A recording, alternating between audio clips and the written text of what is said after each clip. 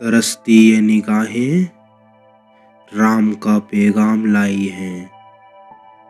जो जिद बरकरार रखी थी आज वही काम आई है। राम मंदिर आज अपनी चारों भुजाओं को फैलाए उसी जगह पर खड़ा है जहां प्रभु श्री राम का जन्म हुआ। 500 साल की इस लड़ाई को देखा जाए तो हमें पता चलेगा कि इस मंदिर को बनाने के लिए कितनी कुर्बानियां हुई। राम मंदिर वो धरोहर है जिसकी कुछ ऐसी बातें हैं जो आप शायद ही जानते होंगे। इस वीडियो में अयोध्या के इतिहास और राम मंदिर से जुड़ी 25 ऐसी बातें बताऊंगा जो शायद ही आपको पता हो। सो वीडियो में आखिर तक जरूर बने रहिएगा। नंबर 1, राम जन्मभूमि के ऊपर बनाई गई मस्जिद जिसे बाबरी मस्जिद के नाम से जाना जाता था, उसका असली नाम मस्जिद जन्मस्थान था। नंबर 2, अयोध्या में सबसे पहले राम जन्मभूमि पर रामपुत्र कुश ने त्रेता युग में सबसे पहले राम मंदिर की स्थापना की थी। नंबर 3, 1526 में जब पानीपत का युद्ध होता है तब मोहम्मद बाबर इब्राहिम लोधी को हराकर भारत में प्रवेश करता है। अपने शासनकाल के 2 साल बाद ही मोहम्मद बाबर भारत के अन्य क्षेत्रों के साथ ही अयोध्या में भी मस्जिद बनाने का आदेश दे देता है। Number 4, European astrologer William Finch जब 1608 में भारत आए तो उन्होंने कहा कि अयोध्या इस संस्कृति से जुड़ा हुआ एक प्रमुख हिस्सा है। फिंच ने 1608 से लेकर 1611 के बीच अयोध्या का दौरा किया। उन्होंने अपनी book the early travel of India में अयोध्या को प्राचीन शहर कहा है। फिंच कहते हैं कि यहाँ रानी चंद के महल और घरों के खंडहर हैं जिन्हें भारतीय भगवान के रूप में मानते हैं। वो कहते हैं कि उन्होंने दुनिया को देखने के लिए अवतार लिया। इन खंडहरों में कुछ ब्राह्मण रहते हैं जहाँ ऐसे सभी भारतीयों के नाम दर्ज करते हैं जो नदी में स्नान करते हैं। वे कहते हैं कि यह प्रथा 4 लाख वर्षों से जारी है जो दुनिया के निर्माण से 394,500 साल पहले की है। नदी के दूसरे किनारे पर कोई 2 मील की दूरी पर उनकी एक गुफा है जिसका प्रवेश द्वार सकरा है, लेकिन इतना विशाल और भीतर इतने मोड़ है अगर कोई व्यक्ति ध्यान न दे तो वह खुद को वहां खो सकता है, जहां ऐसा माना जाता है कि उनकी राख को दफनाया गया हो। भारत के सभी हिस्सों से बहुत से लोग यहाँ आते हैं जो बारूद के समान काले चावल के कुछ दानों को याद करते हुए यहाँ से ले जाते हैं। William Finch. नंबर 5, राजा सवाई जय सिंह ने सबसे पहले पुनः वापसी की। 1800 आते आते जब उन्होंने मस्जिद के बाहर एक ज़मीन खरीदी, जिस ज़मीन पर उन्होंने वहाँ पर राम चबूतरा बना दिया, जिसके बाद ही सारे हिंदू वहाँ पूजा करने लगे। राम चबूतरा मंदिर के निर्माण में हमेशा से ही एक अहम भूमिका निभाता आया है। राजा सवाई जय सिंह ही वह व्यक्ति है जिन्होंने सबसे पहले राम चबूतरे की स्थापना की। नंबर 6, 1938 में जब एडमिनिस्ट्रेटर रॉबर्ट मोंटगोमेरी ने सर्वे किया तो साफ साफ कहा था कि यहाँ पहले एक मंदिर था, मस्जिद का निर्माण बाद में किया गया। नंबर 7, राम मंदिर विवाद में हिंदू मुस्लिम के बीच पहली लड़ाई 1853 में हुई, जब हनुमानगढ़ी के साधु संत बाबरी मस्जिद पर कब्जा करने पहुंच गए। नंबर 8, 1989 में राम मंदिर के लिए बीजेपी लीडर लाल कृष्ण आडवाणी रथ यात्रा निकालते हैं, जिसमें लाखों लाख की भीड़ आती है, जिसके चलते कुछ लीडर्स ने उस यात्रा को बीच में ही रोक दिया, लेकिन राम भक्त नहीं माने और कुछ राम भक्तों ने अयोध्या जाकर मस्जिद के ऊपर भगवा ध्वज लहराना चाहा, मगर परमिशन न होने की वजह से उन सब राम भक्तों पर फायरिंग कर दी गई, जिसकी वजह से 30 से भी ज़्यादा राम भक्तों की मौत हो जाती है। नंबर 9, 6 दिसंबर 1992 राम भक्त कार सेवकों द्वारा बाबरी मस्जिद को गिरा दिया गया। यही वो दिन था जब लोगों ने सरकार और पूरे कानून के खिलाफ जाकर बाबरी मस्जिद का विध्वंस कर दिया। नंबर 10, 2003 में हाई कोर्ट आर्कियोलॉजिस्ट की टीम तैयार कर विवादित ज़मीन पर एक सर्वे करने का ऑर्डर देती है, लेकिन इस सर्वे में किसी भी तरह की खुदाई या तोड़फोड़ नहीं होना थी, इसलिए जीपीआर सर्वे किया जाता है, जिससे हम ज़मीन के ऊपर से ही पता लगा सकते हैं कि नीचे क्या है, जो कि 12 मार्च 2003 को अपना काम शुरू कर देता है। नंबर 11, जीपीआर सर्वे के बाद कुछ चौंकाने वाली बातें सामने आती है, जिसमें पता चलता है कि ज़मीन के नीचे कुछ स्ट्रक्चर्स हैं जो मस्जिद के तो नहीं, लेकिन हाँ, वहाँ एक प्राचीन मंदिर ज़रूर था। नंबर 12, इन सभी सबूत और गवाहों को देखने के बाद 9 नवंबर 2019 को राम मंदिर और बाबरी मस्जिद विवाद का अंतिम फैसला सुना दिया गया। सुप्रीम कोर्ट ने अपने फैसले में कहा कि जो 2.77 एकड़ की विवादित ज़मीन है वह रामलला की जन्मभूमि है।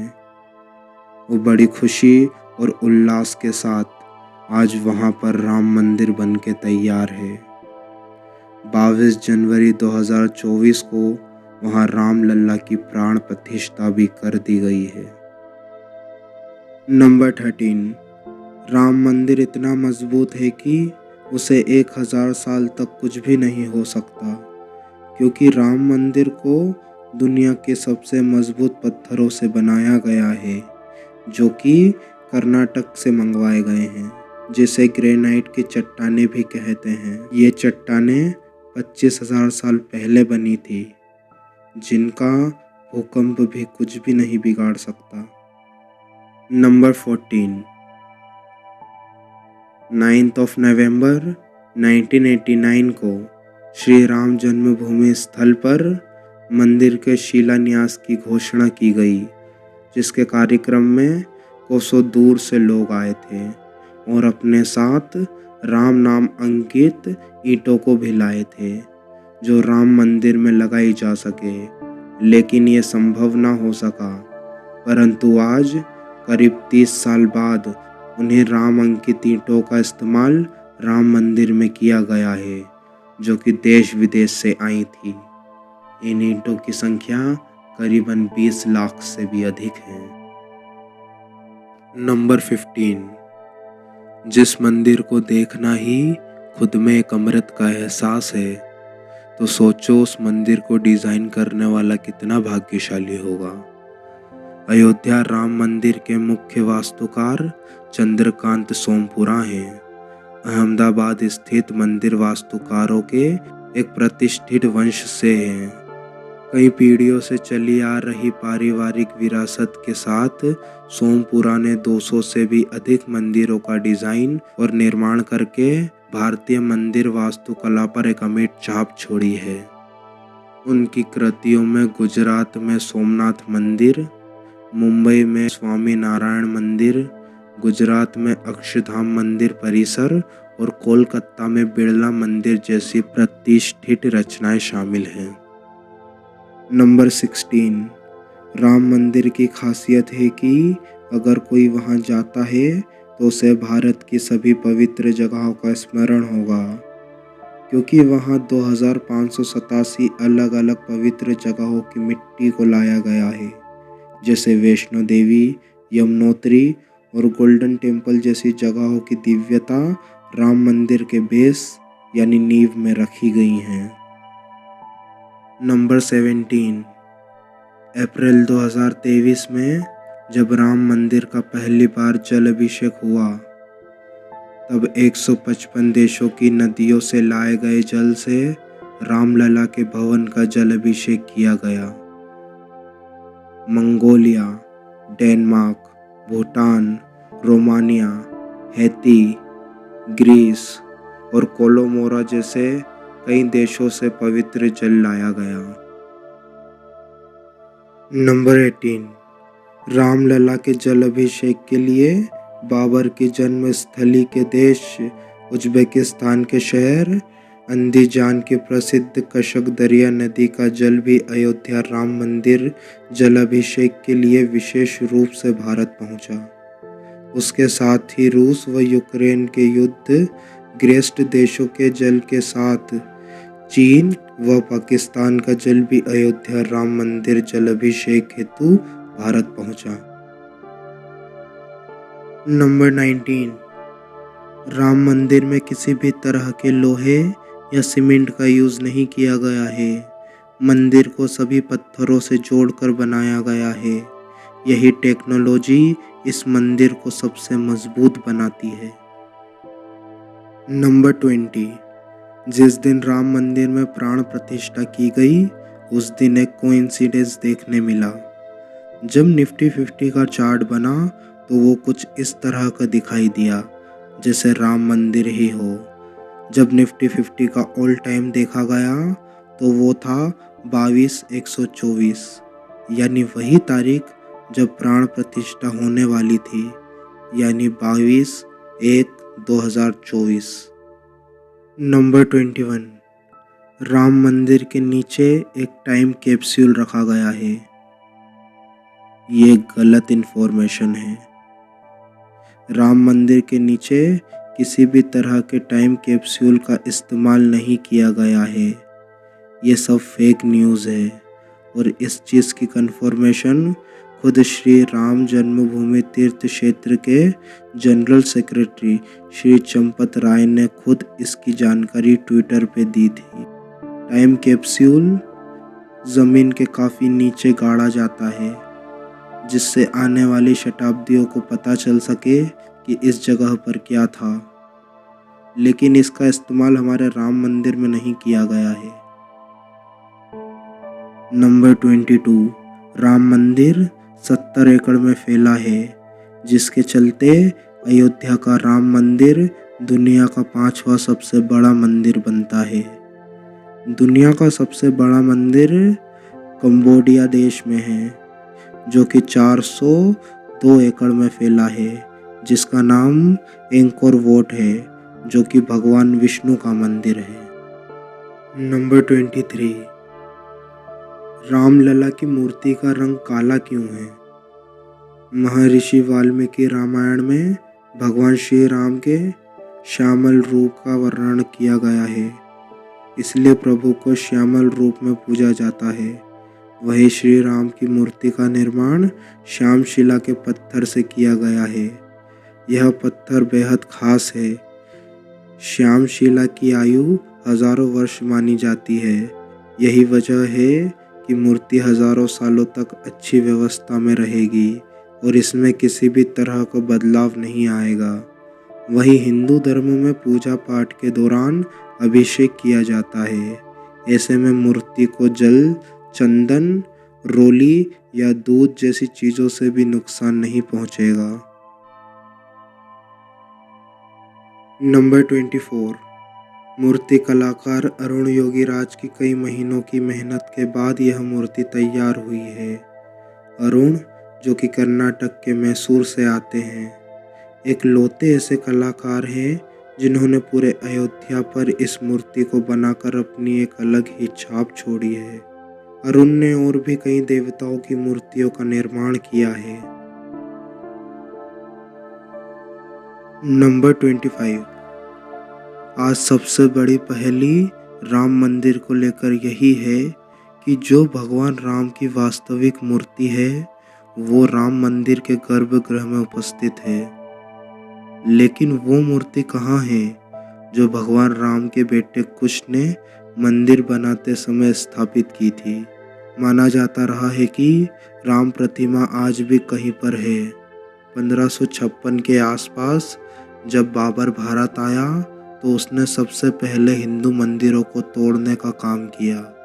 तब राम मंदिर के पुजारियों ने भगवान राम की मूर्ति को एक सुरक्षित स्थान पर छुपा दिया।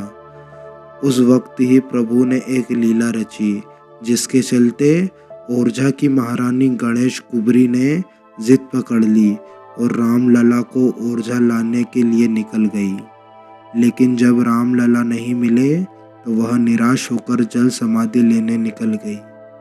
तभी राम भगवान ने रानी को दर्शन दिए और साथ चलने का वादा भी किया। तो पुजारियों द्वारा छुपाई गई मूर्ति को रानी के हाथों में सौंप दिया गया और वह प्रभु को अपने साथ ओरछा ले गई।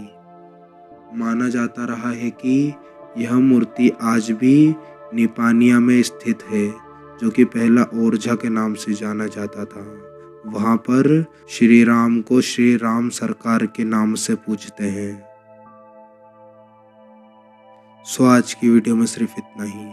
अगर आपको वीडियो अच्छी लगी हो तो हमारी वीडियो को लाइक करके चैनल को ज़रूर से सब्सक्राइब कीजिएगा और बेल आइकन को भी ज़रूर से प्रेस कीजिएगा ताकि सबसे पहली नोटिफिकेशन आपके पास आ सके। सो मिलते हैं नेक्स्ट वीडियो में। Thanks for watching.